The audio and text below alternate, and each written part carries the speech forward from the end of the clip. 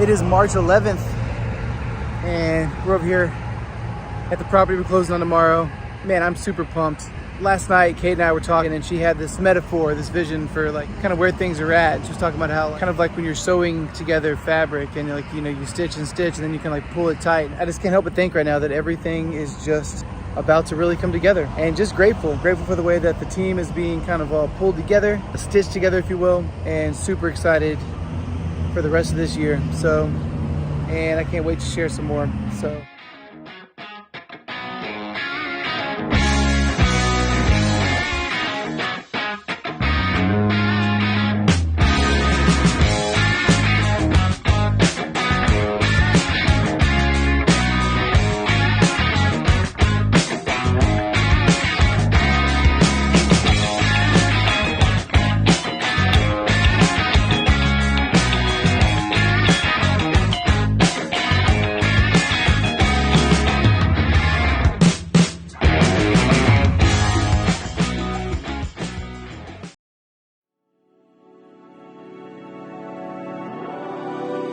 All right, so made a little drive over here to Salado.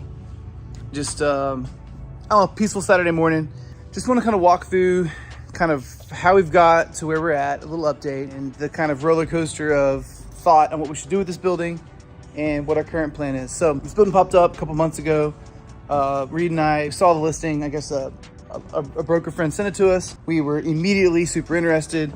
We were the first showing, made a full price offer because we just knew that this property was going to be, I don't know, something special. It wasn't without issues. It's an old building. It's pretty rough.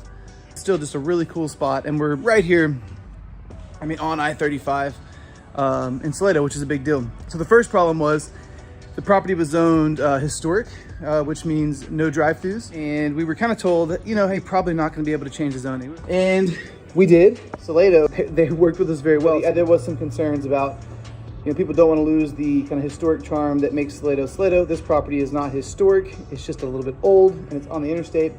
And so ultimately we were able to change the zoning to local retail, which will allow a drive-thru. That instantly increased the value of this property. So then we kind of get in here, we start going through demo. I don't know, we kind of start realizing there's issues with the, you know, the floor. There's some rotten floors. You know, the bathroom's not where you want it. There's some kind of issues with the framing of, you know, the trusses and stuff like that. So we started like kind of calculating all the issues we're gonna have, and we also were kind of back and forth on the exact concept. You know, for a while we were thinking about just tearing it down, and then no, we'll use it as it is, and then so we've kind of been back and forth. And a lot of that decision, it was kind of based on two things. One, what is our concept going to be in here? And so as we kind of looked at maybe putting a full breakfast menu in here, you could kind of justify more space. And two, you know, when you start calculating damage, you can quickly get to a place where, you know, you can start over with a fresh, clean slate, a nice concrete slab and all that. Yeah, you're spending a little extra money, but it's not that much to get to a building that's going to last for a very long time and allow you to expand square footage.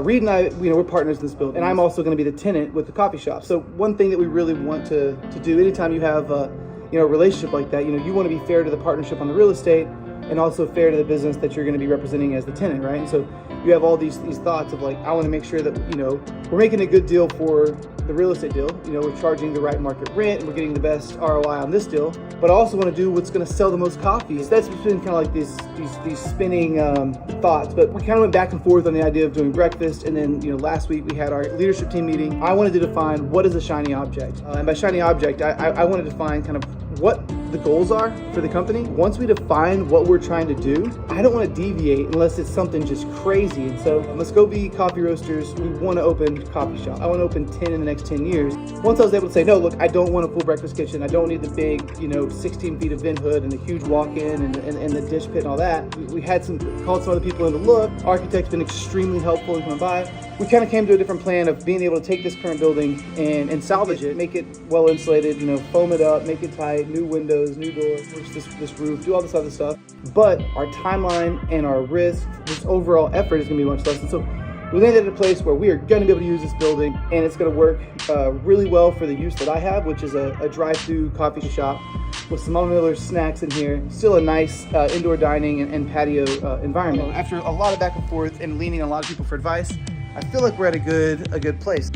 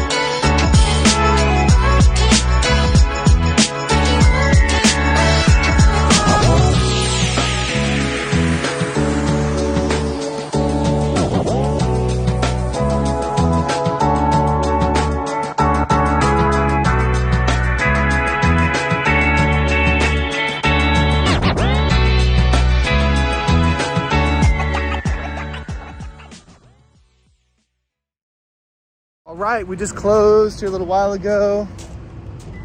Getting all of our ducks in a row, getting ready to start work. Excited to document this one. Super excited to sell some coffee down here. So, Salado, Texas, here we come.